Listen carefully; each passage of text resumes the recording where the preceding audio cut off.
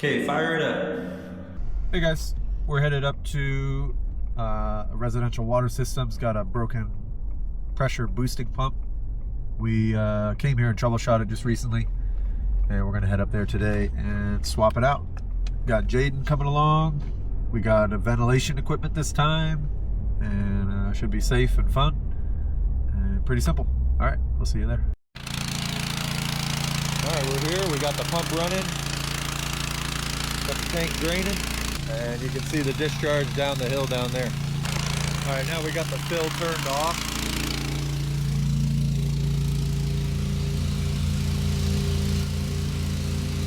It's sucking it down.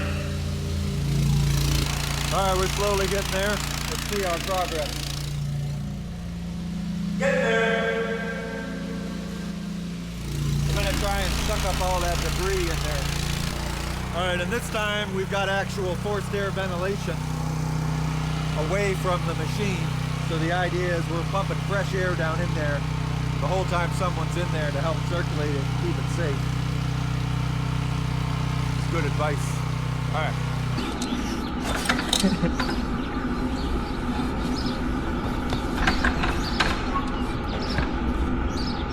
All right, we're in. We got ventilation. Got the level almost all the way down. The pump is sucking air though. I'm gonna have him turn off the pump. I'm gonna take that cage off so I can suck up all this dirt, clean this thing out a little bit, and get the water level down more. Okay, fire it up. There it goes. Now it's working.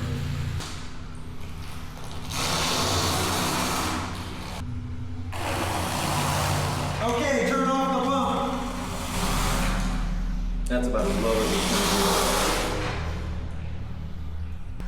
Okay, that's about as low as I can get it, which is pretty good. I'm happy with that.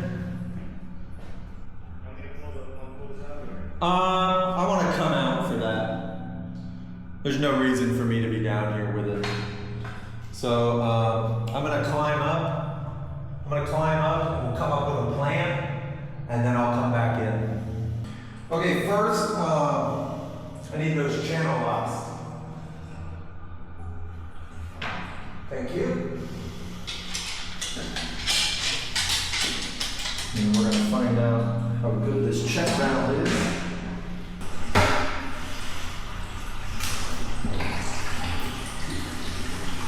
That's good.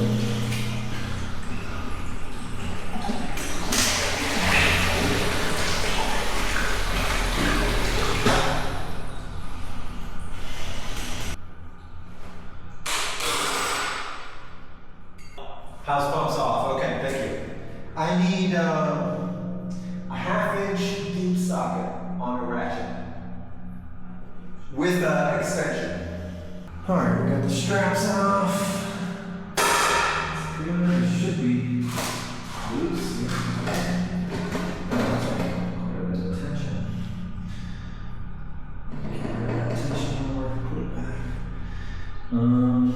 We verified the power is off. So now we can cut these. Jade, I need some green marker tape. Yeah. I'll verify that this is the ground. Put the mark on there so I don't mess the tag up. Little detail.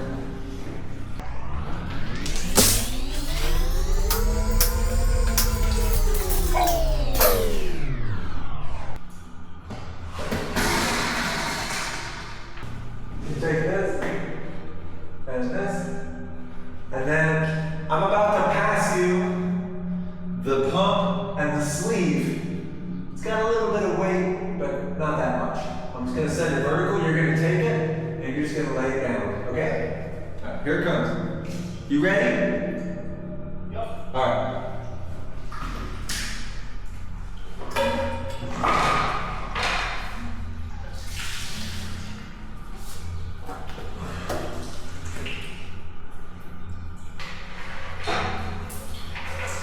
Nice and gentle. All right.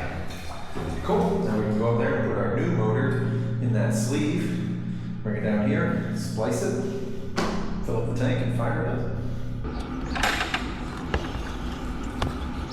Yeah, that's about as snug a fit. It's about as snug as it gets. Oh, there we go. Yep. It is so nice though with the air blowing in there. It's all comfortable. 1/2-inch socket. And then that cardboard box that we brought in the back of the truck, you could bring that over. Just be careful, one end I opened, so we don't want to tilt it and have it all slide out. Just kind of carry it level. The pump and motor. Oh. Yeah. It's like a long cardboard box. Yeah, you see it. You see it. Definitely a little schmutz on here. It looked worse in the photos. So you could lay him down like here and try and get him out. This end I think I opened, and see if you can get him out of the box without dropping him.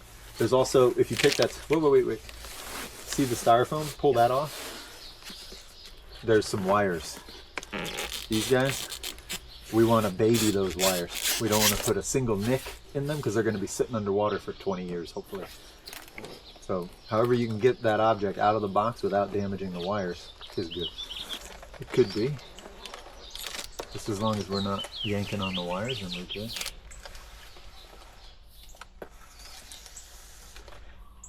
Perfect. Keep coming. Cool. Beauty. That was a little funny looking, but it worked. Oh. Very well packaged. Okay, yeah, so here's our new pump. Here's the pump, yeah. Here's the motor. So the reason it's in the sleeve is so when this starts sucking water, the cooling water moves past the pump. And usually these are installed like this in a well, but here in a tank, you just lay them on their side and they work fine. We want to be mindful of cables and of these threads. Did it come with any stickers or nameplates, anything like that? If it did, we want to grab that.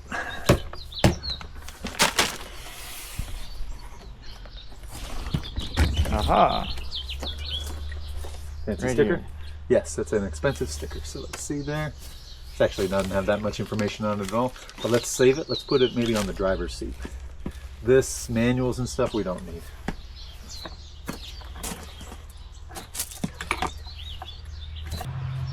Alright. We need to slip our well seal on.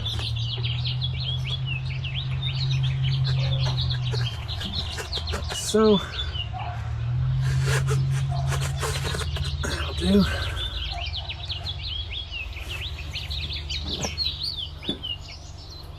And then we'll thread this into the pump and then glue that as the last step. We want to make sure we know where this cable is because we don't want to twist this a whole bunch as we're wrestling around. But we've got this glued and this glued and this glued and that tightened up. Now we can kind of push the well seal down a little bit. And this is going to be like doing a well swap, but in miniature, complete miniature. So those can just pass through. In a normal well, this would be the drop pipe all the way down to the water table. And you'd have this little section here would be hundreds of feet long or 100 feet long. And then you get to the pump and the motor. But here in this tank, we're doing a miniaturized version of a submersible well pump. Here's our casing all the way down, simulated casing. So instead of it being hundreds of feet deep, we're just lowering it in. And we just want to make sure we get in between those set screws. It feels like we are. Yeah. Okay, I'm gonna lift it up. I got it now. Do you see these set screws? Yep. I want you to verify that we're in between them. Can you see? Yep, we're in between them. Are they touching the stainless part or the black part? Stainless. Okay. Just barely. Just barely? Okay, well let's come Give it down a like little a- bit then. We can go like this. Go a little deeper. And then have another look. Yep.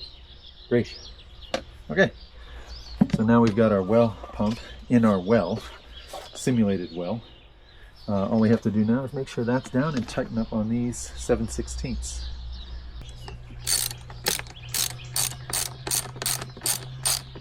So the next step is going to be lowering it into position and doing the motor splice down in the hole.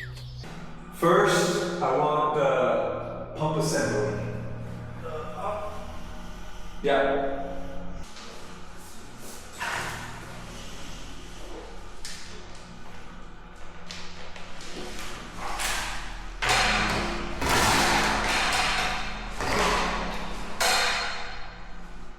Just want to keep these wires from falling into the water as best I can.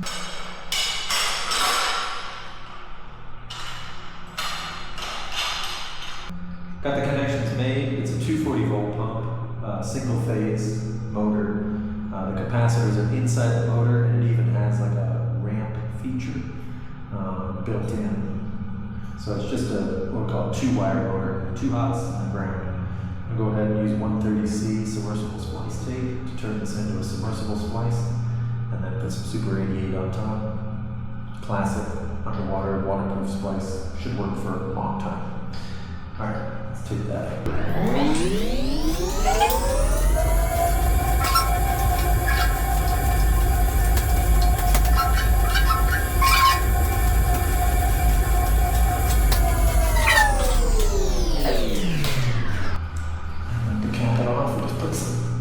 Black marker tape, Super 88.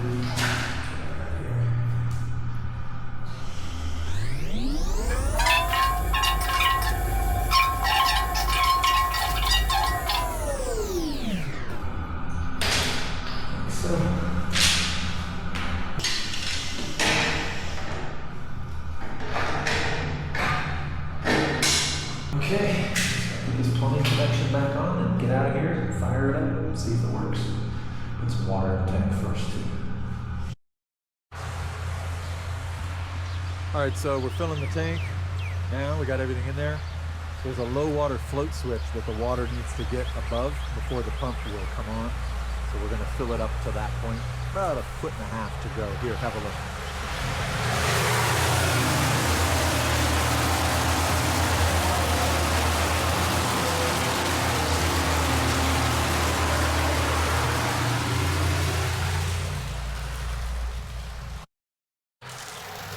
All right, let's have another look.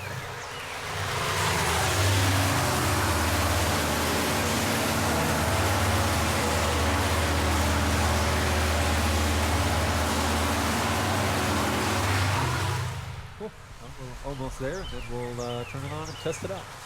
Okay, so this used to be a starter for a 3-wire pump that had start and run windings, and that's why there's capacitors here. But now it's just a junction box, and we're using a motor contactor because now we're on a 2-wire motor with the capacitors in the motor down in the tank. So here's our motor contactor. You're going to be taking amps right here on this black wire. Do you see that? Mm-hmm. So you're going to switch to amps and clamp on. And then for the viewers at home, if you hold down the yellow button, go ahead and clamp onto that black wire. Got it? Yep. Okay, so we're gonna run some water until the pressure switch calls for it. We're gonna check amps and volts one more time, just to be sure that it's running automatically. We're at 50 PSI, 48. When does it turn on? It should, we don't know, that's what we're gonna kind of verify. It should turn on around 40 maybe, 45. But we're gonna see here. The switch is open currently. And then we can adjust it if we don't like where it turns on. But that's what we're checking. 'Cause right now it turns off at about 65. Somewhere around 40 would be great. Or 44.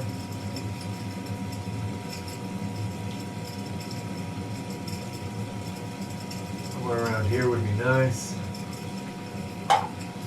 Let me know if it starts up. I'm going to go get a 3/8 nut driver. Oh, there it goes. Oh. Right as I threatened to adjust it. So it 1, started 3, at 40. 6, 7. Perfect. So the 7.4. nameplate says 9 amps, so we're well under the maximum load. So the Okay. motor's running good. And it's able to keep up with this hose at full speed.